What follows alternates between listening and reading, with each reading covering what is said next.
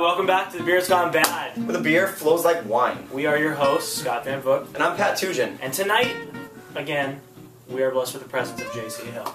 JC, what up, man? Welcome back. Thank you. I'll take a 5. Right. We're throwing them out there. What we're doing here, we're going back to the San Diego roots again. We're going to AleSmith. And what we're doing here is the YuleSmith Holiday Ale. We're doing the summer version of this one. They have a summer and a winter, it turns out. So we're doing the summer version here. And from apparently online, it looks like we're working with about a 9.5 ABV. Scott, what's that going to set us back at? We're looking at about $10 for a 22. So yeah, That thing's no joke, man. $10. it's got the right colors going on the front though. I like that. Very patriotic. By the way, I'm just going to go ahead and say AleSmith is amazing, and they generally do. I haven't had a beer from them that I don't like. They're incredible. Anvil. JC, what made you pick Yule tonight? You know, this beer, I think, just kind of represents the San Diego style IPAs. You know, one of the better versions. It's just, when I had it before, I had it on cask, and it was just, you know, a blast of pine and grapefruit, and such enjoyable aromas on it. And When it comes out of a cask, what's the difference between that and something maybe like in a bottle, like on tap? For those of us who don't know what a cask is. yeah, cask is it's real ale basically. It's basically beer while it's still like finishing conditioning.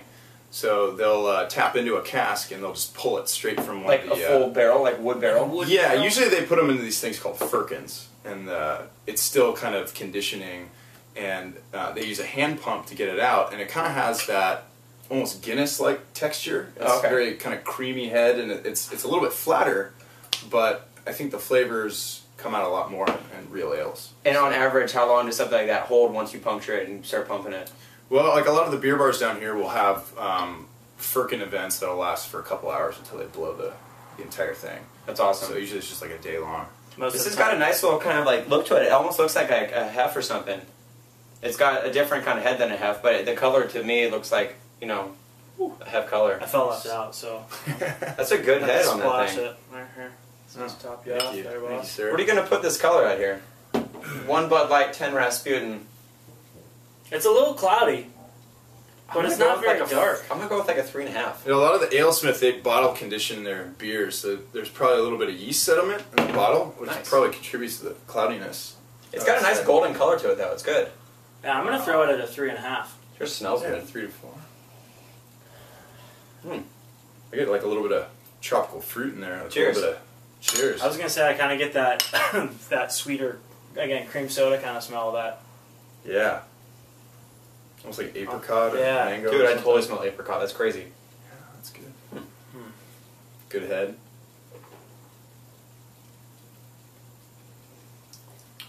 Right off the Tastes bat, good. dude, there's a lot of flavor in that beer. Mm-hmm. Right off the bat, and it finishes pretty smooth too. It's pretty heavily carb too. It's Does that taste like a Belgian to anybody? Like a Belgian style kind of beer? It's got that kind of like wit beer kind of feel to it. Belgians are a little bit more malty, aren't they? This one, according to more the yeasty maybe. Yeah. this one, it says YuleSmith has transformed into a big hoppy double IPA. The enormous load of hops requires a sustainable malt background to create just the right balance for double IPA. So I think they're a little bit more malt, or a little bit light on the malt background. They want to kind of showcase the hops. I think what you're tasting is just, they put a ton of flavor hop additions in there when they made this beer. So you're really just kind of tasting those West Coast hops that they used. Dude, And that can kind of have that. And when you were saying when they add the flavor like that, that's generally when they dry hop it. Yeah, they probably dry hop this beer quite a bit. But when you're boiling the beer, if you added like a ton of hops towards the end of the boil, Right. that'll give you a lot more flavor and aroma, Oh, which is kind of what AleSmith is known for doing with a lot of their beers. I heard, that, for anybody who doesn't know, AleSmith is located out in Miramar in San Diego. They've got a great little tasting room down there.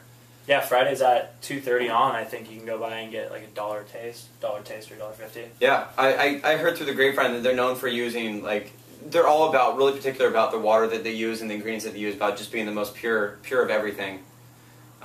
We've never really had one that's been bad. You know, Anvil's awesome.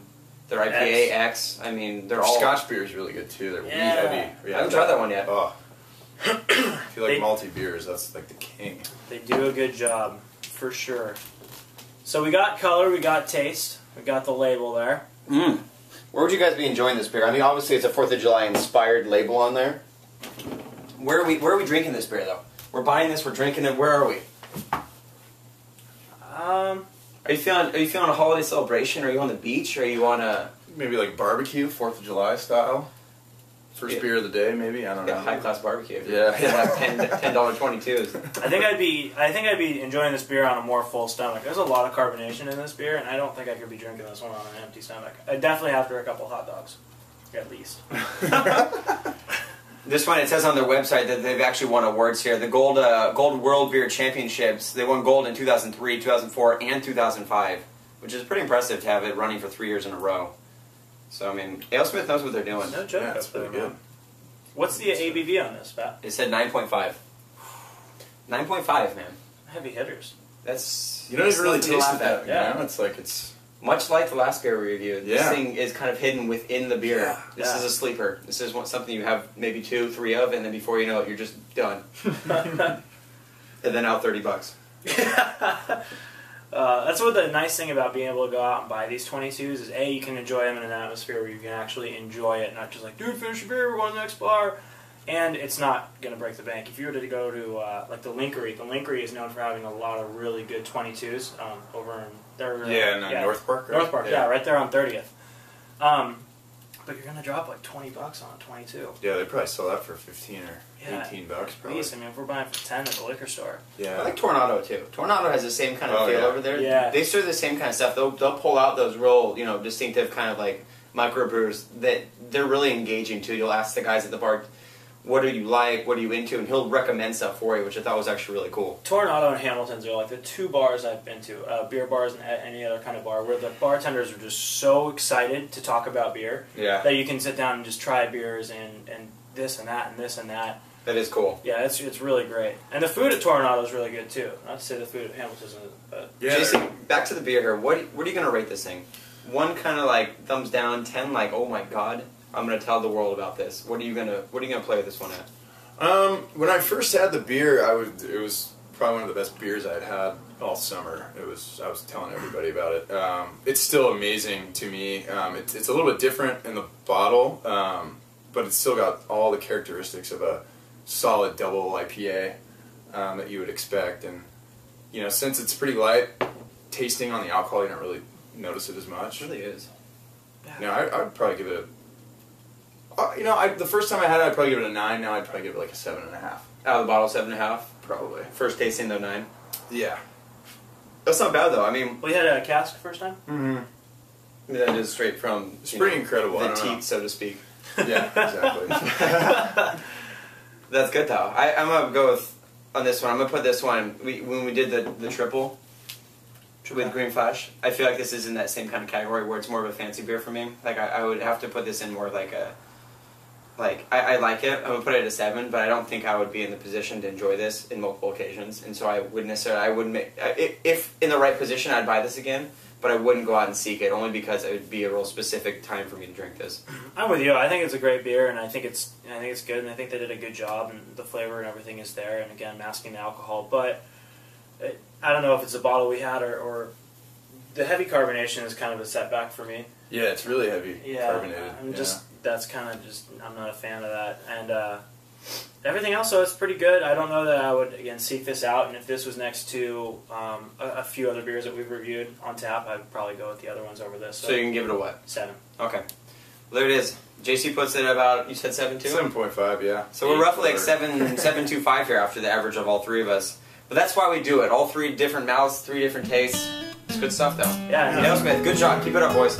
If you guys have any comments on the beer or you wanna tell us what you think about it, you can get a hold of us at TheBEERSgoneBAD.com. Follow us on Twitter, follow us on Facebook. You can drop by Cali Kebab and yell at JC in person. Yeah. Yeah. So do that one. We're going to be here. The beer's gone bad, guys. But beer flows like wine. Thanks for checking in. We'll see you next time. Peace.